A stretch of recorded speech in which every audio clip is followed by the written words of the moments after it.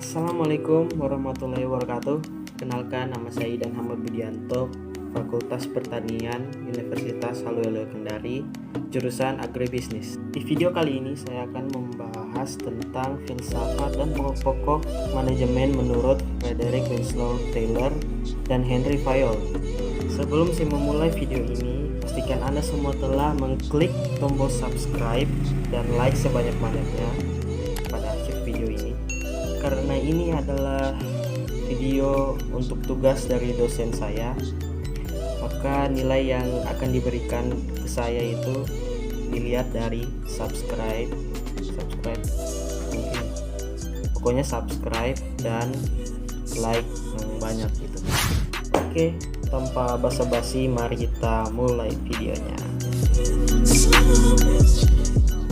Sebelum kita lanjut ke pembahasan, mungkin Anda akan bertanya, siapa sih Frederick Winslow Taylor dan Henry Fayol itu?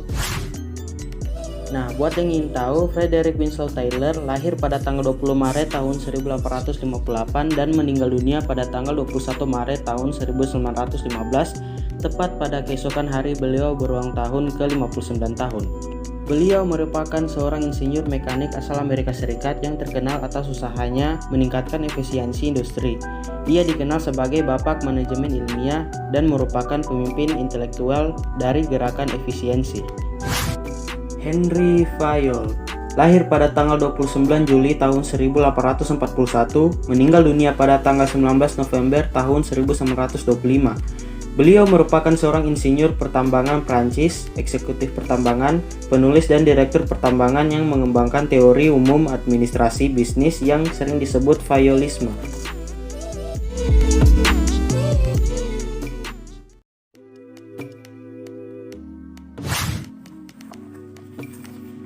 Frederick Winslow Taylor dikenal dengan manajemen ilmiahnya dalam upaya meningkatkan produktivitas. Gerakannya yang terkenal adalah gerakan efisiensi kerja. Taylor membuat prinsip-prinsip yang menjadi intinya manajemen ilmiah yang terkenal dengan rencana pengupahan yang menghasilkan turunnya biaya, meningkatkan produktivitas, mutu, pendapatan pekerjaan, dan semangat kerja karyawan. Adapun filsafat Taylor memiliki 4 prinsip yang ditetapkan, yaitu: pertama, mengembangkan manajemen ilmiah secara benar. Yang kedua, pekerjaan diseleksi secara ilmiah dan menempatkan pekerjaan yang cocok untuk satu pekerjaan. Ketiga, adanya pendidikan dan pengembangan ilmiah dari para pekerja. Keempat, kerjasama yang baik antara manajemen dan pekerja.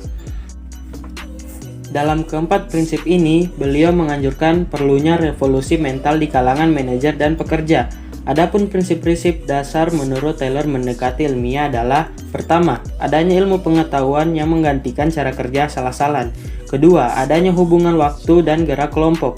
Ketiga, adanya kerjasama sesama pekerja dan bukan bekerja secara individual.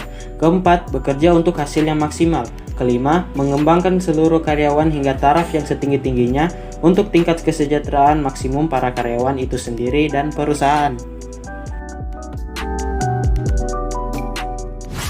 Fayol adalah seorang industrialis Prancis. Fayol mengatakan bahwa teori dan teknik administrasi merupakan dasar pengelolaan organisasi yang kompleks. Ini diungkapkan dalam bukunya yang berjudul Administration et General atau General and Industrial Management yang ditulis pada tahun 1908 oleh Constance Stors.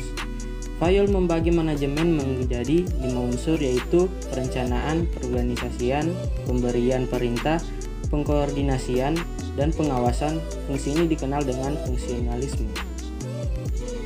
Fayol membagi kegiatan bisnis dalam 6 kegiatan pokok yang saling berkaitan.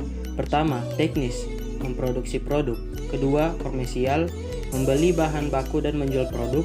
Ketiga, keuangan, mencari dan menggunakan dana. Keempat, keamanan, menjaga karyawan dan kekayaan perusahaan.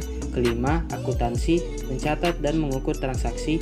Keenam, manajemen. Fayol percaya bahwa kegiatan manajemen mencakup 4 fungsi tersebut. Pengelompokan semacam itu cukup berpengaruh sampai saat ini. Buku-buku manajemen biasanya ditulis berdasarkan keempat fungsi tersebut. Prinsip-prinsip praktik manajemen yang efektif menurut Fayol adalah sebagai berikut. Pertama, pembagian kerja. Kedua, wewenang. Ketiga, disiplin. Keempat, kesatuan komando. kelima, kesatuan pengarahan. Keenam, kepentingan individu harus tunduk pada kepentingan organisasi. Ketujuh, penggajian. Kedelapan, sentralisasi. Kesembilan, hierarki. Kesepuluh, pemerintah. 11, persamaan. 12, stabilitas staf. Ke-13, inisiatif. Dan ke-14, esprit de corps. Itulah tadi pembahasan tentang filsafat manajemen menurut kedua ahli tersebut. Di video selanjutnya saya akan membahas tentang pokok-pokok manajemen menurut kedua ahli tersebut. Sampai jumpa di video selanjutnya.